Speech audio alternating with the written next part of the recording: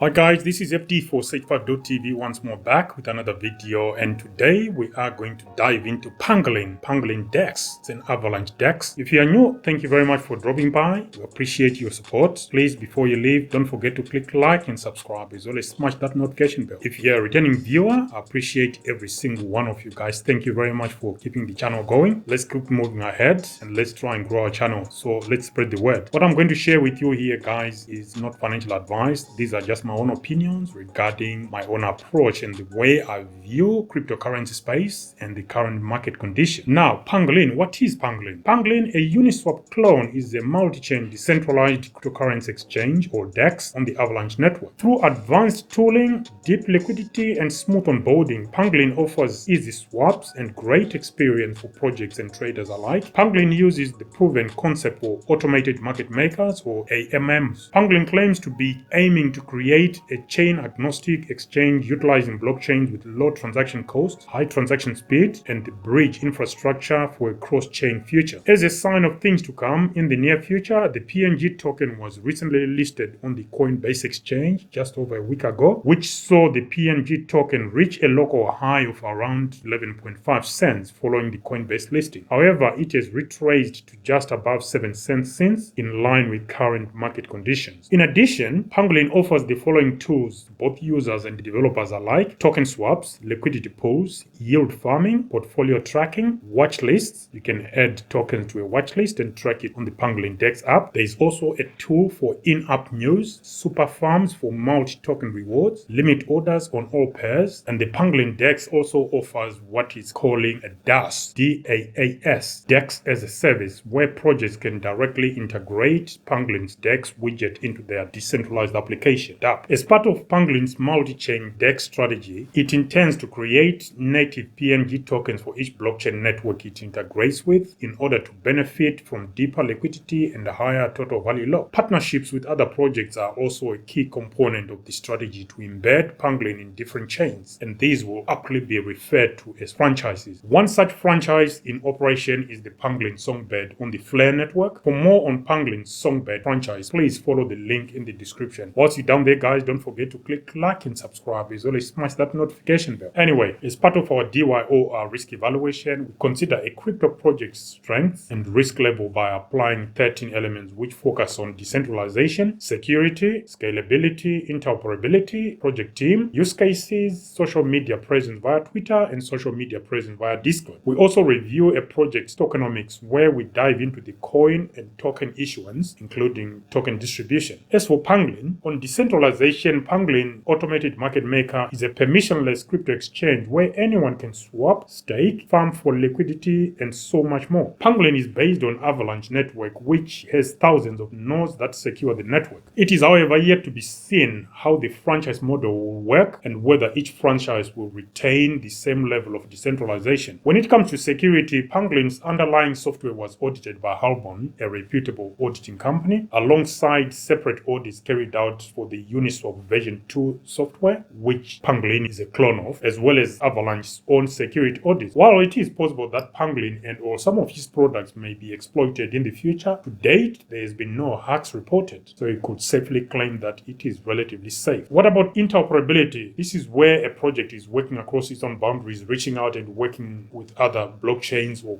different consensus mechanisms. Pangolin Exchange has been restructured for a multi-chain future. Building off the strength of Uniswap version 2 contracts, the Pangolin team has built infrastructure for multi-virtual machine capabilities, cross-chain interoperability. With its franchise model, Pangolin is aiming for a multi-chain presence across the cryptocurrency space. Not only will users be able to toggle between chains under one user interface, but Pangolin will also offer cross-chain bridging and swapping options to ensure that they can compound on their community that will be in one place. As far as scaling is concerned, first launching on Avalanche, a blockchain network that boasts transaction finality of under 2 seconds, Pangolin is creating franchises on fast blockchains such as the upcoming integration with Thorchain, which is another fast blockchain as well. As far as the project team is concerned, there is self-declared information by the team. There are about 13 team members. Social media presence via Twitter, there are 88,000 followers on Twitter. Discord community is made up of 8,700 members or somewhere thereabouts. Now onto tokenomics. Since Pangolin will be employing a multi-chain model based based on franchising. They are going to be independent or separate tokens unique to each blockchain that they are going to be launching on. However, in this video, we shall solely focus on the Avalanche blockchain version of Pangolin. So ticker symbol PNG, which is the governance token for the Pangolin exchange. Token holders share a portion of fees collected via the exchange. Maximum tokens available, 230 million. Bear in mind that this 230 million is just for the Avalanche blockchain. Different blockchains will have different tokenomics. Okay, that's how they've chosen to do things. Circulating supply at the point at which we are doing this video is 130 million, or 57% of maximum tokens available. Now, token distribution. The treasury was allocated 13% or 30 million PNG tokens. There was a community airdrop of 8.42 million or 3.6%. Liquidity providers were allocated 83.4% or 191.6 million PNG tokens. There is a release schedule, and I believe this will come to an end in 2024. So it's approximately 4 years from project launch, the emission schedule. As far as insiders are concerned, it's unknown due to the way the tokenomics are structured. At the moment, it appears the team have not been allocated a separate provision of the PNG token, so we are only left to assume that they will be relying on what's in the treasury as well as what's been allocated or what's being allocated to liquidity providers. We don't know. If anyone knows, please guys, let us know down below. Comment down below and let us know. Once you're down there, you know the drill. Don't forget to click like and subscribe as well as smash that notification bell. Now, when it comes to use cases, when you are investing in some of these projects, again guys, this is not financial advice. When you're investing in crypto projects, you want to make sure you're investing in a project that has got use cases both for the token or coin as well as infrastructural use cases. Infrastructural use cases, these are use cases that are related to the fundamentals of the project or underlying products on offer. If a project doesn't have those, then it's just a meme coin. There's nothing else to offer. Okay, so use cases, the PNG token can be used for staking to earn rewards. You can also use the PNG token to reward liquidity providers. The PNG token is used to govern the direction of the protocol via governance. Now, infrastructural use cases, as we've already highlighted earlier in the video, Pangolin DEX is also offering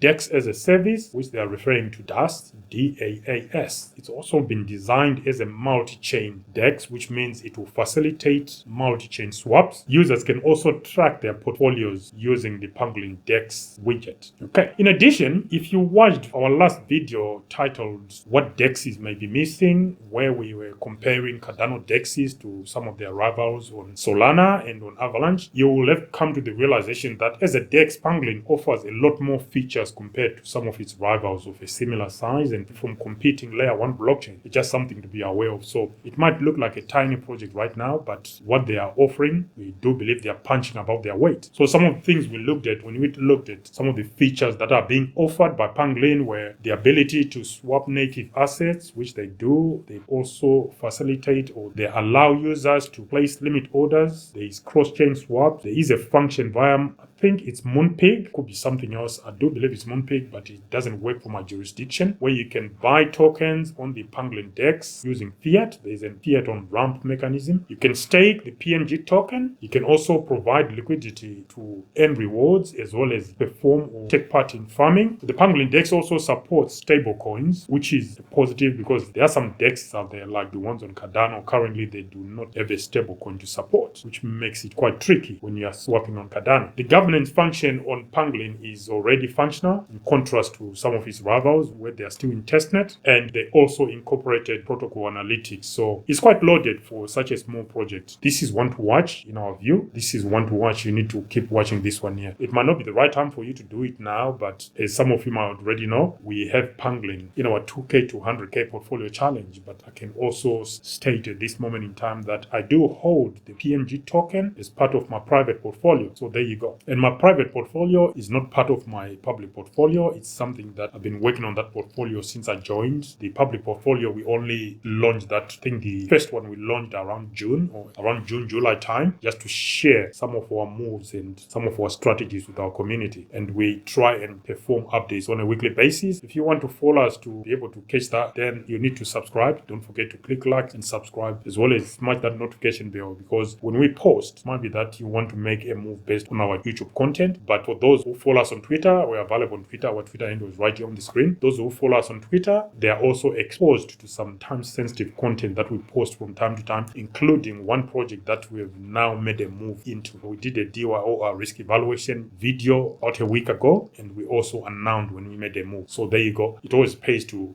follow us on Twitter as well. Anyway, now we are going to go through Pangolin DEX's DYOR risk evaluation. This is where we look at the 13 elements, and the 13 elements we're going to be looking at are as follows: decentralization, security, scaling, interoperability, project team, social media present via Twitter, social media present via Discord. Then we also consider the age of the project, how old is it, as well as the use cases, as we've already covered. Then we look at tokens issued at project launch, as well as tokens in circulation at the point at which we are doing this video. Before we look at maximum tokens available, is there a hard cap or there is an open-ended token supply? You've got to consider those things. Then finally, we consider how much do insiders control. These are the tokens that they may not necessarily own, but they control the distribution. So we consider all those things. Anyway, once we've done that, we then aggregate the scores that we've given to Pangolin, and then the total aggregate score, we will classify it under one of the following risk categories. 0 to 64 out of 130, we call that the no-go category. This is because the risk is very high if a project falls under this category. The next category up could go to 0. The risk is relatively lower than the one before it. Before we go on to the third level, we call that potential. Here, a project must score between 90 to 109 out of 130. Before we go to the go for it category, here a project must score between 110 and 130 inclusive out of 130. Now, here are the scores we've allocated to Pangolin DEX. On decentralization, we gave Pangolin 5 out of 10. On security, 7.5 points out of 10. On scaling, 7.5 points out of 10. On interoperability, 10 out of 10, because Pangolin DEX is designed for interoperability. So if that's the case, we give maximum scores. On project team, we gave it 7.5 points out of 10. On social media via Twitter, we gave it 7.5 points out of 10. Social media via Discord, 2.5 points out of 10. Age of the project, 2.5 points out of 10. Use cases, 5 points out of 10. Tokens issued at project launch, 5 points out of 10. Tokens in circulation at the point at which we're doing this video, 5 points out of 10. Maximum tokens available with a hard cap of 230 million for the Avalanche version of Pangolin. We are going to give them 5 points out of 10. Insiders, there is no clear indication of how much insiders own or have been allocated, so we are going to give them the 2.5 points out of 10. If anyone knows how much insiders have or hold, please comment down below and let us know. Now, those are the scores we've allocated to Pangolin as part of our DYOR risk evaluation. Do you guys agree, or do you have different views on how we should allocate scores to these 13 elements? If you do hold different views to us, please comment down below and let us know. Now, that gives us a total of 72.5 out of 130, which puts Pangolin within the could go to 0 category. If you've been following our DYOR risk evaluation activities, you will have come across majority of projects we review falling under this could go to 0 category, which means Pangolin is in good company, as some of the so-called blue chips like your Ethereum and Cosmos, they do fall under this category as well. So we do hope that Pangolin does well, as we hold it both in my private portfolio as well as in our public portfolio. What do you guys think? Let us know down below. Do you agree with our scores? Again, let us know. Now, having gone through Pangolin's DYOR risk evaluation results, we can conclude that Pangolin as a DEX is a decent crypto project and kind of punches above its weight, as we've already mentioned. However, we are still not sure about the franchising model when it comes to achieving its multi-chain objectives. It appears that such a model as Pangolin is using may end up diluting the value for its community. By value, what do we mean? Will the tokens increase in value as and when the total value locked is increased among the various blockchains that Pangolin will be launching on as part of its franchising model? If you know, guys, please let us know down below and enlighten us. We still need to dig deeper into this so-called franchising model to see what lies behind it and whether some of the questions we still have, having reviewed it, can be answered.